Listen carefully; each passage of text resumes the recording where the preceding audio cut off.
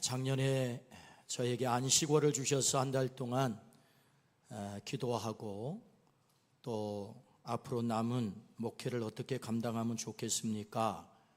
또 60주년이 되는 우리 교회가 어떤 교회가 되면 좋겠습니까? 라고 기도했을 때 말씀이 충만한 교회, 또 기도가 살아있는 교회, 그런 교회가 되면 좋겠다라고 하나님이 저에게 감동 주셔서 작년 6월 달부터 하나님의 말씀 창세기부터 매주 한 권씩 제가 설교를 했습니다. 그래서 오늘 드디어 말라기까지 왔어요. 1년이 걸렸습니다. 오늘 39번째 책 말라기서 말씀을 하나님께서 오늘 우리들에게 보게 하십니다. 말라기서는 BC 450년에 선지자 말라기에 의해서 기록됐다, 그렇게 알려져 있습니다. 바벨론에서 포로 귀환한 지 약 100년이 지난 시점입니다. 절박한 자리에서 돌아와 세월이 100년쯤 지나니까 그들이 다시 신앙에 무뎌지기 시작한 거죠. 이때 선지자 말라기를 통하여서 예언합니다. 이 말라기서를 끝으로 하나님의 계시가 무려 400년 동안 끊어져요. 우리는 이때를 중간기 혹은 암흑기라고 합니다. 말라기서가 기록되고 예수님이 오심으로 복음서가 기록되는 그 사이의 역사가 무려 400년 동안 하나님의 계시가 사라지는 거죠. 암흑기죠. 때문에 이 말라기서 예언은 대단히 엄중하고 심각한 예언이에요. 말라기서 핵심 내용은 하나님께 돌아와 하나님의 사랑 안에 머물라, 돌아오라, 하나님의 사랑 안에 머물라, 이게 핵심 메시지. 예언자 말라기를 끝으로 이스라엘은 400년 암흑기 속으로 들어가는데, 이 암흑기 동안에 이스라엘 나라에는 역사적 큰 부침을 겪게 되죠. BC 332년에 헬라의 알렉산더 대제가 이스라엘을 정복을 합니다. BC 167년에 이 헬라의 왕 안티오코스 에피파네스라고 하는 이 왕이 아주 대대적인 박해를 해요. 성전을 깨뜨리고 가장 가증스럽게 여긴 돼지 피를 성전 제단에 다 뿌립니다. 제사장들을 죽여요. 이런 엄청난 박해가 일어나게 되죠. 이 박해 앞에 마카비라고 하는 사람이 BC 164년에 혁명을 일으켜서 잠시 나라를 다시 되찾지만 그 역사가 오래 가지 못하고 BC 63년에 로마에 의해서 이스라엘이 다시 점령을 당하게 됩니다. 이후에 1948년 이스라엘 나라가 회복될 때까지 무려 2000년 동안 그들은 나라를 잃고 디아스포라가 되어서 세계를 떠돌아 헤매게 되죠. 이스라엘은 역사 속에서 실제적으로 하늘문이 닫히는 처절한 경험을 하게 됩니다. 성경은 하늘문을 말씀하세요. 하늘문이란 하나님이 자신의 주권 아래에서 복을 주시거나 심판하실 때 열리는 초자연적 통로를 의미합니다.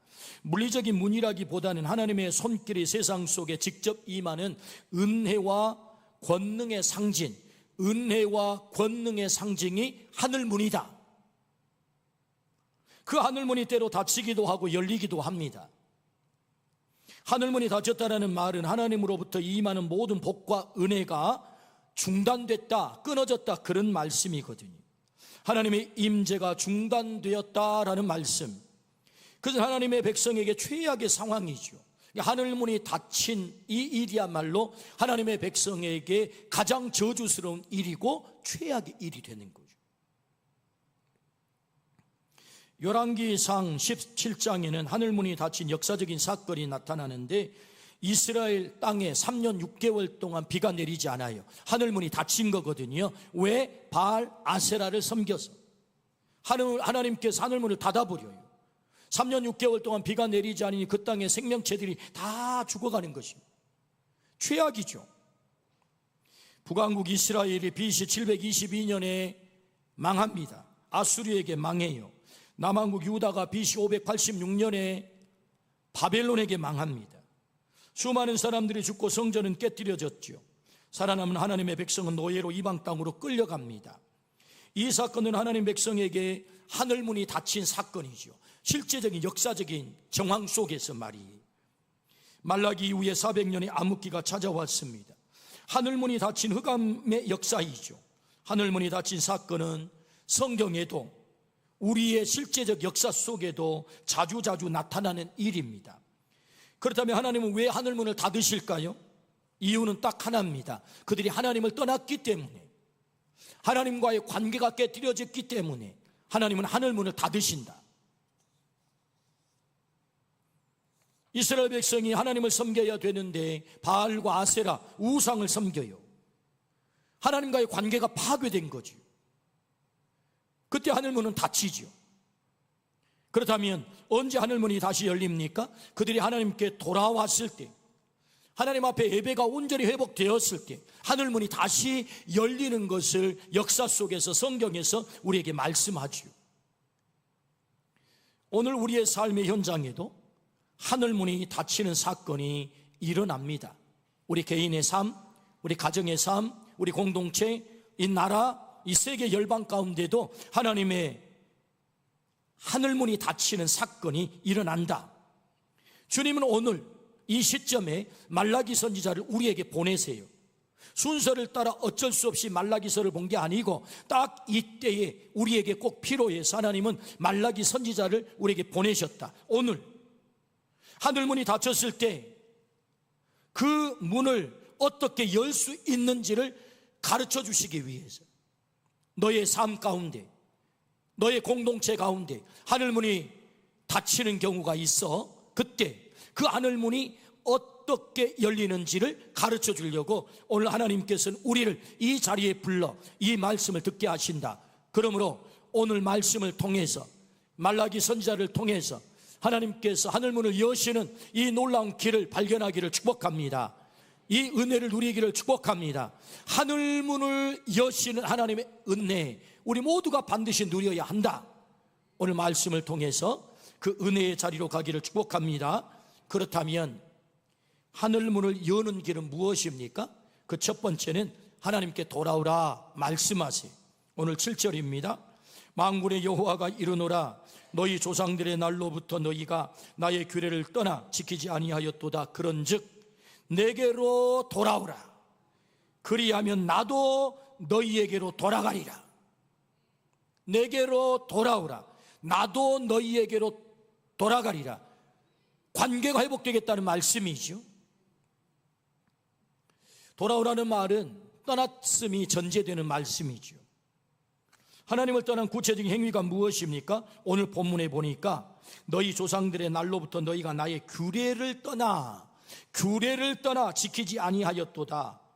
하나님의 규례를 지키지 않았다는 것, 그것이 하나님을 떠난 것이고 돌아와야 되겠다라고 말씀하는 거지요. 그렇다면 여러분, 규례가 뭐예요? 하나님의 말씀이죠. 하나님과 약속된 율법, 말씀, 순종해야 될 하나님의 말씀, 이게 규례죠.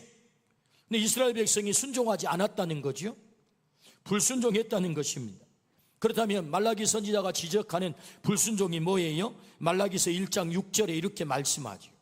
그 불순종, 내 이름을 멸시하는 제사장들아, 나 만군의 여호와가 너희에게 이르기를 아들은 그 아버지를, 종은 그 주인을 공경하나니 내가 아버지일진데 나를 공경함이 어디 있느냐?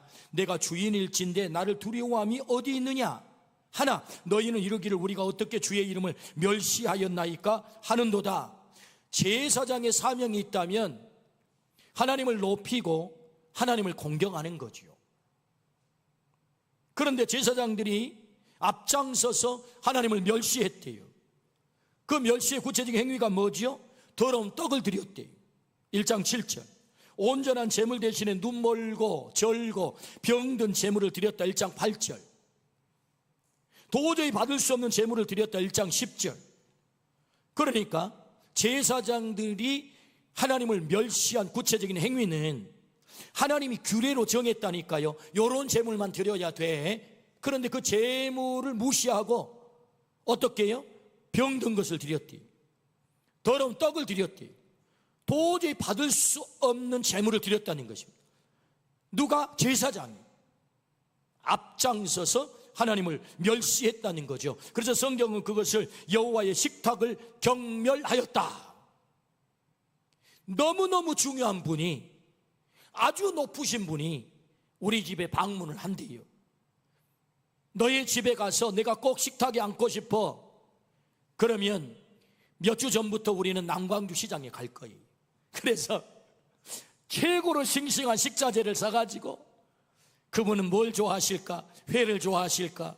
꽃게무침을 좋아하실까? 뭐 이래가지고 최고의 식자재를 구해가지고 아주 싱싱한 것으로, 그리고 자신이 가지고 있는 모든 요리 실력을 다 발휘해가지고 식탁에 오셔서 앉으시옵소서 이럴 거예요.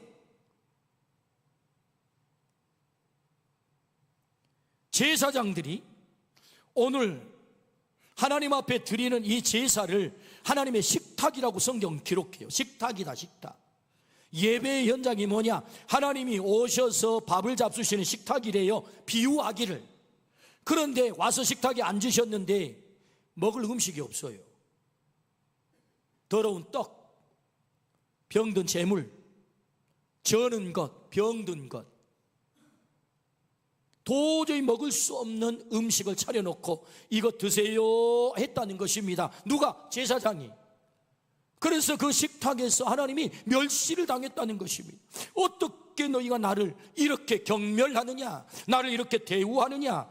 이것은 곧 하나님께 드려야 될 예배를 제사장들이 유린했다는 것이고 예배를 오염시켰다는 거예요.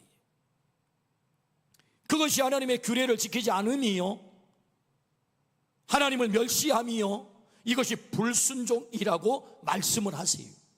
그들을 향하여 하나님은 어떤 경고를 하시나요? 말라기 선지자를 통해서 경고합니다. 2장 2절에서 3절. 만군의 여호와가 이르노라, 너희가 만일 듣지 아니하며 마음에 두지 아니하여 내 이름을 영화롭게 하지 아니하면 내가 너희에게 저주를 내려 너희의 복을 저주하리라. 내가 이미 저주하였나니 이는 너희가 그것을 마음에 두지 아니하였습니다. 보라, 내가 너희의 자손을 꾸짖을 것이요 똥, 곧 너희의 전리의 희생의 똥을 너희의 얼굴에 바를 것이라. 너희가 그것과 함께 제하여 버림을 당하리라. 여러분, 방송에도요 방송 불가 용어가 있습니다. 그런데 성경에 너희 얼굴에 똥을 바르겠다는 거, 얼마나 심한 말입니까 여러분? 말라기 선지자를 통하여서 그들에게 경고하여 하십니다. 제사장들이 하나님을 앞장서서 멸시했어요. 그 식탁을 경멸했어요. 하나님이 도저히 받을 수 없는 예배를 드려놓고 그 식탁을 차려놓고 마치 우리식 표현으로 하자면 하나님 이거 먹고 떨어지세요 이랬다는 것입니다. 하나님을 듣지 않았어요. 마음에 두지도 않았어요. 하나님을 영화롭게 하지도 않았어요. 그래서 어떻게 해요? 내가 너희의 복을 저주하리라. 너희 얼굴에 똥을 바르리라. 그리고 제하여 버리리라. 하늘문을 닫겠다는 거죠. 하늘문을 닫겠다는 것입니다. 이것이 규례를 지키지 않음이요, 제사장들이 하나님을 멸시하는 것입니다. 다시 말하면 하나님께 드려져야 될 예배가 오염이 되고 유린됐다라고 말씀을 하세요. 하나님은 예배를 함부로 취급하는 자를 그냥 보아 넘기지 않습니다. 그래서 여러분, 아론의 아들 나답과 아비후가 성막에서 레위기 10장에 보면 다른 불을 갖다가 향불을 피워요. 아니, 불이 없으면 향불을 피워야 되잖아요. 그런데 그 사건을 여러분 생각을 해봐요. 아니 뭐 여기 있는 불이나 저기 있는 불이나 불은 같은 불 아니겠어요? 어느 불로 갖다가 양불을 피우면 무슨 문제가 되겠습니까? 그런데 제사장 아론에게 규례를 정했어요. 너는 반드시 제단의 불을 갖다가 향불을 피워야 돼. 이게 규례거든요. 그런데 그렇게 하지 않은 거예요. 그래서 어떻게 합니까? 성소에서 불이 나와 나답과 아비후를 살라 즉사를 시켜요. 뭘 말합니까? 내가 받아야 될 예배를 너는 오염시켜서, 이런 말씀이거든요. 사무엘상 4장에 보면 엘리 제사장의 두 아들 흠니와 비느하스가 성전에서 사람들이 제사 드리기 위해서 고기를 가져오면 그 가운데 가장 맛있는 부위를 갈고리로 찍어다가 자기가 먼저 먹는 거예요. 하나님 앞에 드려져야 될 제물을 자기가 먼저 먹는 것입니다. 이것을 하나님은 견딜 수 없으셨어요. 그래서 어떻게 합니까? 흠니와 비느하스를 블레셋을 통해서 죽게 만들죠. 예배가 오염됐다는 거예요. 하나님의 식탁을 경멸했다는 것입니다. 우리의 예배 현장은 어떤 현장입니까? 하나님이 여기 임재하셔서 마치 우리와 더불어 식탁에 앉는 것과 같은 거예요. 그러므로 여러분, 하나님 말씀하십니다. 규례대로, 하나님의 말씀대로 하나님을 예배해야 될 줄로 믿습니다. 그것을 불순종했을 때 하나님께서는 뭐라고 말씀하세요? 너희 얼굴에 내가 똥을 바르고 너희를 내 생명책의 이름을 제하여 버리게 될 것이고 너희의 복을 저주하리라, 하늘문을 닫겠다라고 말씀을 하세요. 그것이 불순종이다라고 말씀을 하세요. 그러므로 여러분, 하늘문을 여는 길이 무엇입니까? 우리가 하나님께 돌아가야 될 줄로 믿습니다. 하나님과의 관계가 파괴되었다면 다시 돌아가 하나님이 기뻐하시는 그 예배를 드리는 것이다. 하나님의 규례대로, 하나님의 말씀대로 하나님이 기뻐 받으시는 그 예배를 드리는 자리로 돌아가는 것, 그것이야말로 하늘문이 열리는 길이다 라고 말씀을 하세요.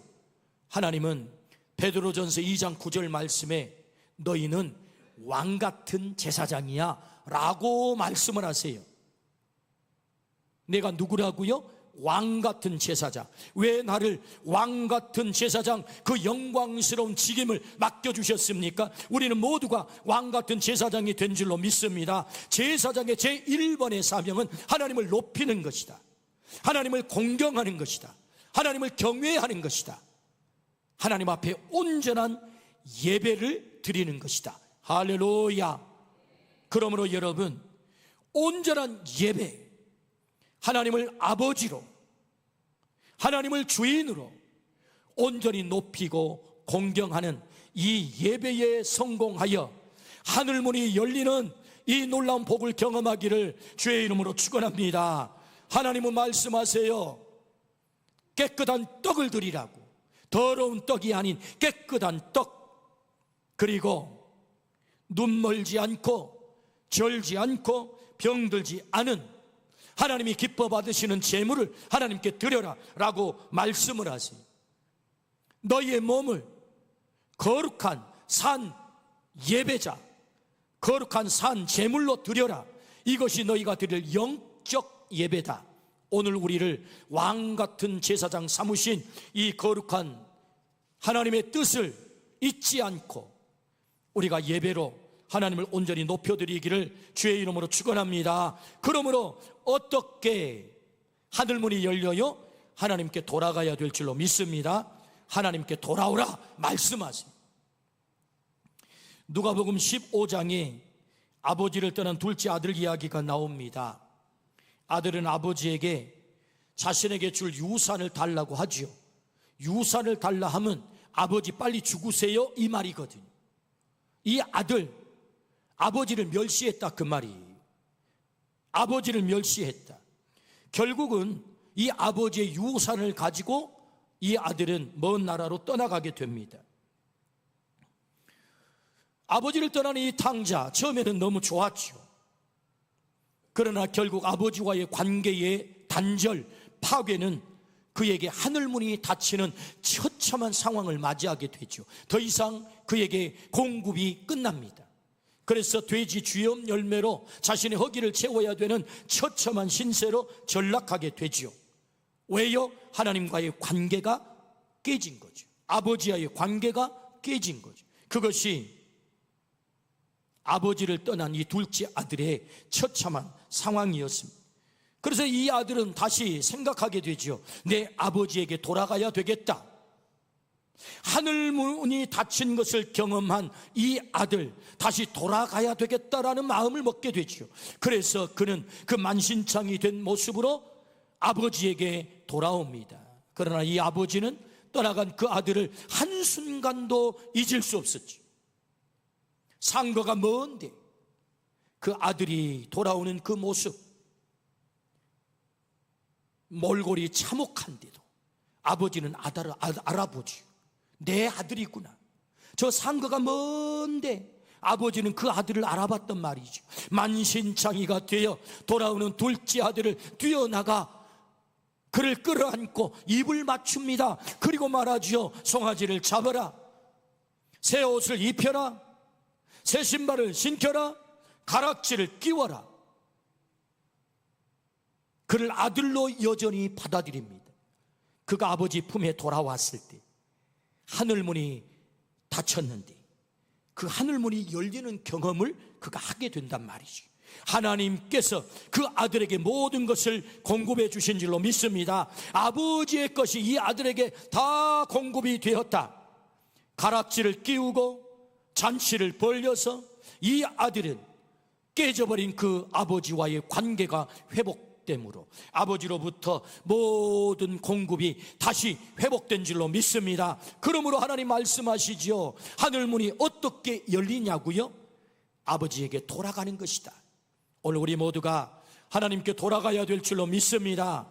규례를 떠났다면, 하나님의 말씀대로 내가 순종하지 못했다면 그 불순종의 자리에서 돌아가기를 주의 이름으로 축원합니다. 하나님 앞에 온전히 내가 예배하지 못했다면, 제사장의 사명을 감당하지 못하고 하나님을 멸시했다면, 우리가 온전히 하나님 기뻐 받으시는 그 예배의 자리로 우리 모두가 돌아가기를 축복합니다. 그때 하늘문이 열린다. 할렐루야. 이 하늘문이 열리는 복을 누리기를 주의 이름으로 축원합니다. 우리 자녀들이 돌아가기를 축복합니다. 우리의 가정이 돌아가기를 축복합니다. 우리의 공동체가 돌아가기를 축복합니다. 이 조국이 하나님께 온전히 돌아가 예배 성공하기를 축복합니다. 아멘. 그때 하늘문이 열린다. 두 번째, 어떻게 하늘문을 열 수 있나요? 온전한 11조를 창고에 들여라 라고 말씀하세요. 오늘 본문 10절입니다. 만군의 여호와가 이르노라, 너희의 온전한 11조를 창고에 들여 나의 집에 양식이 있게 하고 그것으로 나를 시험하여 내가 하늘문을 열고 너희에게 복을 쌓을 곳이 없도록 부치 아니하나 보라. 할렐루야. 우리에게 가장 뛰는 단어가 있다면 11조라고 하는 단어입니다. 하나님이 우리에게 강조하고 싶은 단어는 11조도 강조하지만 더 강조하는 말씀은 하늘문을 열고입니다. 이 말씀을 주시면 내가 하늘문을 열게, 여기에 이 말씀에 방점이 있는 거예요. 오늘 이 말씀을 전하면서 이 말씀에 대한 설교의 변을 먼저 말씀을 드려야 합니다. 하나님 앞에 기도해서, 하나님, 이 말씀 피해가면 안 됩니까? 엄청나게 부담이 되는데요. 뭐가 부담이 되는데, 오늘 여기 앉아서 예배드린 우리 사랑하는 성도들의 믿음의 정도가 다 다르기 때문에 어떤 성도님은 당연해요, 하나님 11조 하는 거 당연해요 라는 성도님도 계시겠지만, 어떤 성도님은 하나님 아직 감당하기에 벅차서 대단히 부담이 되어서 이 말씀이 신앙의 장벽이 될 수 있거든요. 이것이 장벽이 되어서 혹 교회를 나오지 않는다면, 하나님을 떠나간다면 저는 이 말씀 전하고 싶지 않아요 라고 하나님과 대화를 했어요. 왜냐하면 이 말씀이 쉬운 말씀이 아니거든요.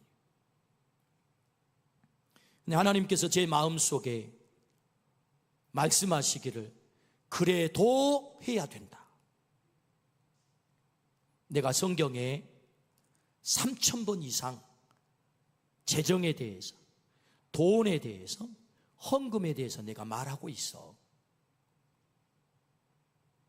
때문에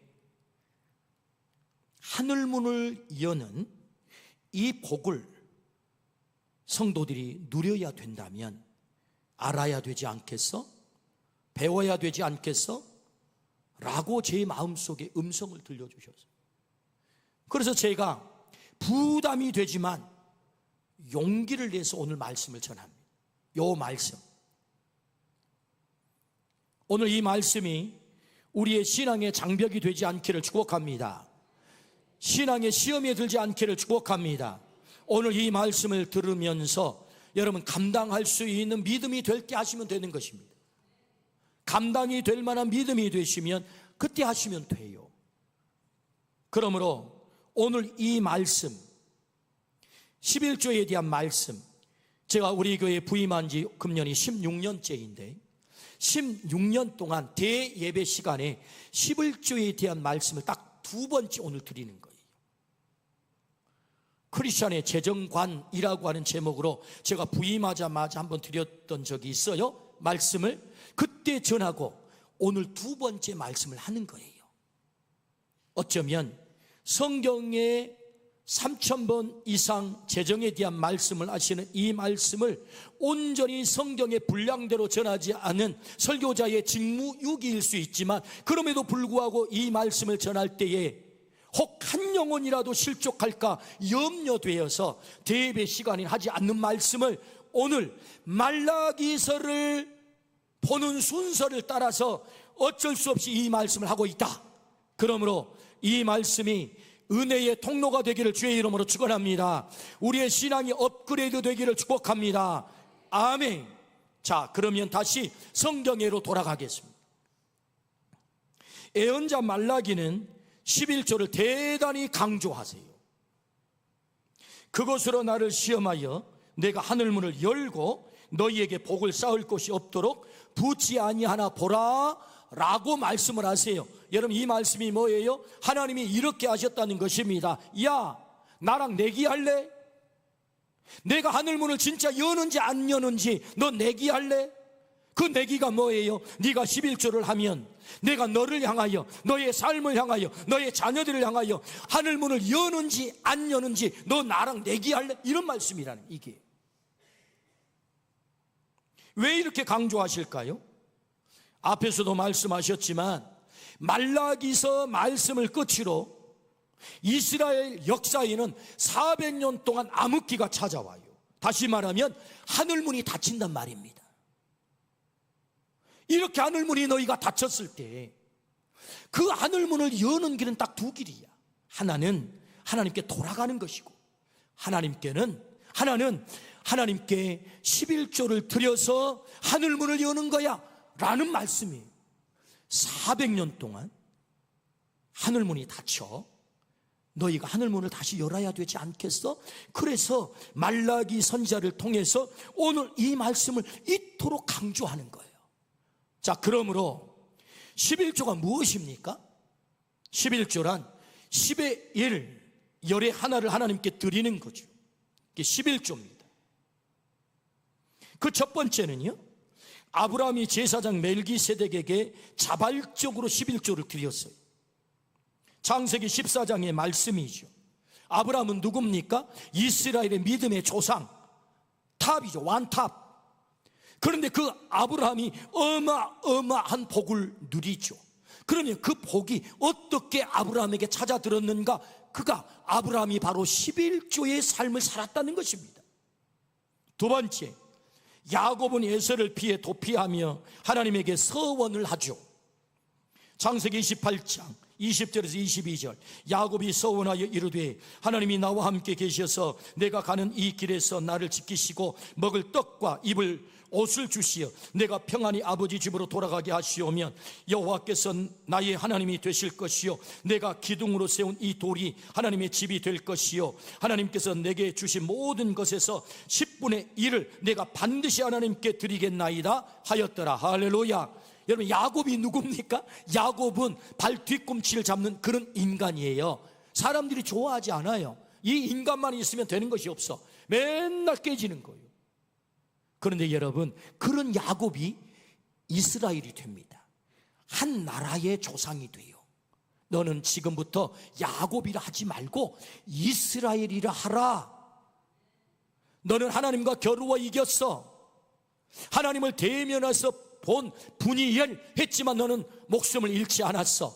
그래서 야곱이 이스라엘이 되는 삶의 전환, 완전한 변화가 이루어진단 말이죠. 그래서 한 나라의 조상으로 살게 되어 그가 어떤 서원을 하나님께 했습니까? 제가 11조를 드리겠나이다 라고 말씀한 거죠. 세 번째, 하나님은 율법으로 정하셨어요. 레위기 27장 30절. 그리고 그들의 땅의 10분의 1 곧 그 땅의 곡식이나 나무의 열매는 그 10분의 1은 여호와의 것이니, 하나님의 것이라는 거죠.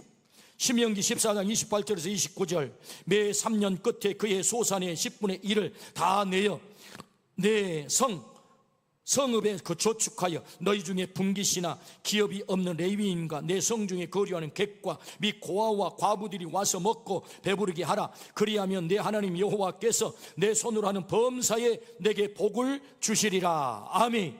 하나님의 것이다. 내가 너에게 복을 줄 거야 라고 말씀하세요. 네 번째, 예수님도 11조를 말씀하세요.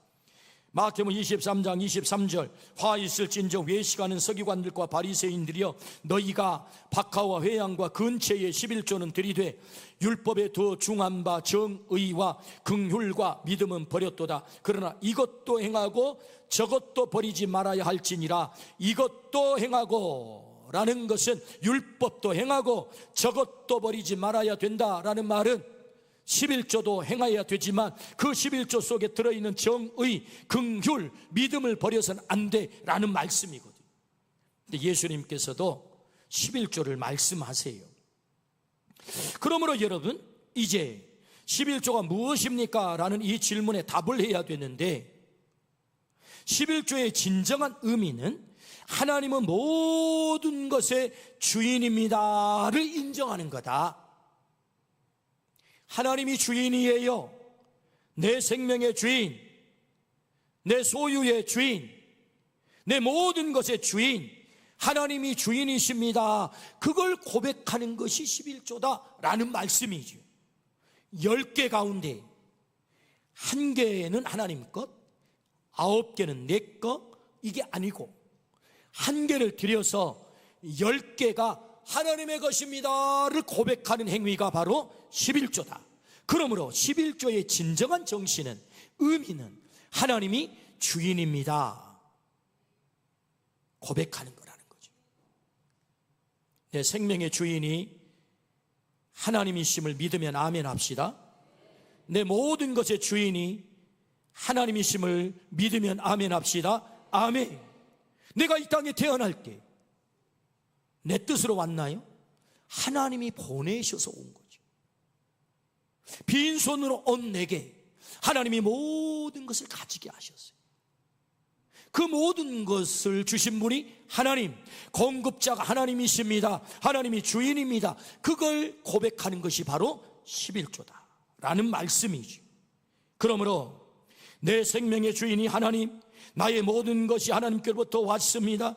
하나님께서 돌보실 것을 신뢰합니다. 하나님 나라와 이웃사랑에 동참하겠습니다. 하나님은 나의 아버지, 나는 그의 자녀입니다. 그 언약적 관계 속에 내가 있습니다 고백하는 것이 바로 11조다 라고 말씀하세요. 그러므로 11조를 드리라 라고 하는 하나님의 말씀, 메시지는 이런 것입니다. 나는 너의 주인이야. 내가 너에게 공급할 거야. 나 믿고 너 맡겨. 이것이 하나님이 주신 메시지다. 그러므로 우리 모두가 하나님을 주인으로 고백하기를 주의 이름으로 축원합니다. 하나님의 책임지심을 믿으시기를 주의 이름으로 축원합니다. 아멘. 왜 하늘문이 닫힙니까? 하나님을 주인으로 인정하지 않을 때 하늘문이 닫힌다는 거예요. 언제 하늘문이 열립니까? 하나님을 주인으로 고백할 때 하늘문이 열려요. 그러므로 말라기 선지자는 피토하듯 외칩니다. 하나님을 시험해 봐라. 그렇게 하는지 아니하는지, 쌓을 것이 없도록 붙지 아니하나 보라. 하나님을 시험하라 라고 말라기 선지자는 피토하듯 외칩니다. 그러므로 하나님을 온전히 주인으로 고백하기를 주의 이름으로 축원합니다. 하나님께서 하늘문을 여시고 우리에게 쌓을 것이 없도록 붙지 아니하나 보라. 그것이 이루어지는 것을 우리 모두가 보기를 주의 이름으로 축원합니다. 아멘. 이 말라기 3장 10절 말씀에 꽂히신 분이 계셨죠. 참좋은 화장품 김광석 회장님이세요. 그분이 쓰신 책입니다. 주가 쓰시겠다 하라. 우리가 제자 훈련을 할 때 필독서로 제가 읽혔던 말씀인데, 책인데, 거기에 보니까 그 82쪽에 이런 챕터가 있어요. 너희 11조로 나를 시험하라 하는 내용으로 이 김광석 회장님께서 책을 쓰신 내용인데, 이 김광석 회장님은 원래 불자입니다. 불자. 얼마나 불심이 컸던지 신도의 회장님까지 하셨던, 그래서 막 절도 짓는 이런 분이셨어요. 이분에게 재주가 있었는데 약사거든요. 불자면서 약사.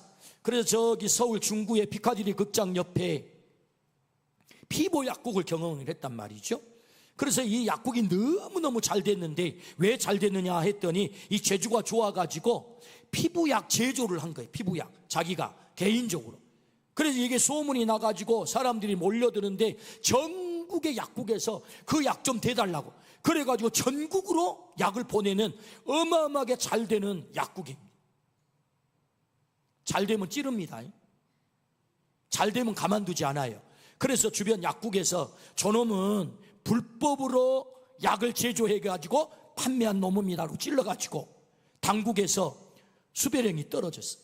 그래서 검거되지 않으려고 저기 경상남도 양산에 있는 통도사 큰 절이 있는데 거기에 가면 큰 절만 있는 게 아니고 암자들이 많아요. 산에 작은 절들. 그래서 한 절에 숨어들었단 말이죠.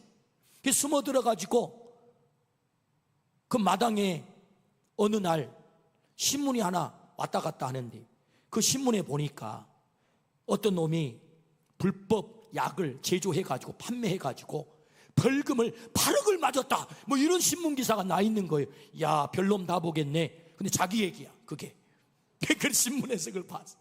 그러면서 그가 그 암자에서, 아니 암자에 들어갔으면 암이 탑을 해야 되잖아요. 근데 그렇게 한 게 아니고 하나님 저 좀 살려주세요 이런 거예요 이분이.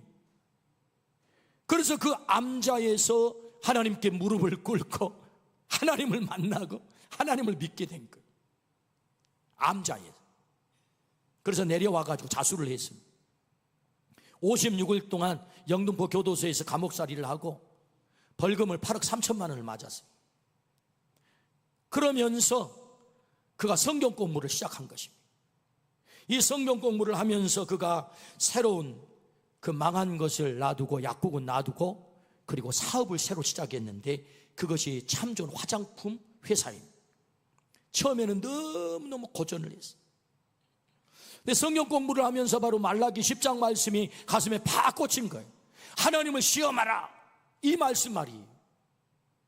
그래서 회사는 고전하고 잘 돌아가지도 않는데 하나님 앞에 기도를 하면 내가 하나님을 진짜 시험해 봐야 되겠다. 그래가지고 11조를 드린 게 아니고 10의 2조를 드린 거예요. 그리고 기도했습니다. 하나님, 제가 하나님을 진짜로 시험합니다. 근데 그때 신제품이 하나 개발이 됐는데 그게 클렌징 워터라고 하는, 클렌징 워터. 혹시 들어보셨습니까? 혹시 써보신 분도 계실 것 같아요. 클렌징 워터. 화장품 지우는 게 있잖아요. 깔끔하게 지워지는 그런 거라고 그래요. 난 안 써봤지만 어쨌든 이 클렌징 워터가 신제품이 개발이 돼가지고 이 제품이 불티나게 팔리는 거예요. 소문에 소문이 나가지고. 그래서 매출이 막 8배로 뛰는 거예요. 그래서 이 회사가 완전히 슉 일어나게 된 거예요. 그는 이 책에서 고백하고 있는 것입니다. 하나님을 시험했더니 하나님께서 닫힌 하늘문을 여셔서 당시에 8억 3천, 오늘 시가로, 오늘 화폐 가치로 환산을 하지 않는다면 약 100억 정도 되는 그 빚을, 그 벌금을 다 갚게 되고 회사가 정상 궤도로 올라오게 되고 23년도 통계에 의하니까 세계 화장품 업계의 100위 안에 듭니다. 이 회사가. 어쨌든 하나님께서 그 이후에 승승장구한 것을 그의 간증책에서 고백을 하고 있습니다. 하나님은 그에게 닫힌 하늘문을 여셨다. 할렐루야, 아멘. 오늘 또 동일하게 하나님께서는 우리에게 말씀하세요. 하나님을 주인으로 인정할 수 있어? 너의 생명의 주인이 하나님인 것을, 너의 소유의 주인이 하나님인 것을 너 인정할 수 있어? 라고 말씀을 하세요. 대신 우리가 하나님 앞에 헌금을 하고 11조를 드리는 그 태도를 고린도후서 9장 7절에 이렇게 말씀하세요. 고린도후서 9장 7절, 각각 그 마음에 정한 대로 할 것이요 인색함으로나 억지로 하지 말지니 하나님은 즐겨내는 자를 사랑하시느니라. 할렐루야. 우리의 믿음의 분량대로 할 것을 성경은 말씀하세요. 그러므로 오늘 이 말씀이 우리의 시험거리가 아닌 내 신앙을 업그레이드 시키는 은혜의 도구가 되기를 주의 이름으로 축원합니다. 하나님 말씀하세요. 하늘문을 열기를 원해. 그렇다면 하나님을 주인으로 고백하라. 그 주인으로 고백하는 것은 너의 11조를 하나님께 드리는 것이야 라고 말씀을 하세요. 그러므로 오늘 닫힌 하늘문을 열라. 주님이 말씀하세요. 그 길을 가르쳐 주셨습니다. 하나님께 돌아오라. 온전한 예배를 회복하라. 하나님 말씀하세요. 왕같은 제사장이니 하나님을 멸시하지 말고 하나님을 온전히 예배함으로 하나님이 기뻐 받으시는 예배를 드려 하나님과의 관계가 회복되면 하늘문이 열릴 거야 말씀하셨어요. 그러므로 하나님께 온전히 돌아가 하늘문이 열리는 복을 누리기를 축복합니다. 두 번째 말씀하세요. 하나님을 온전히 주인으로 고백하라.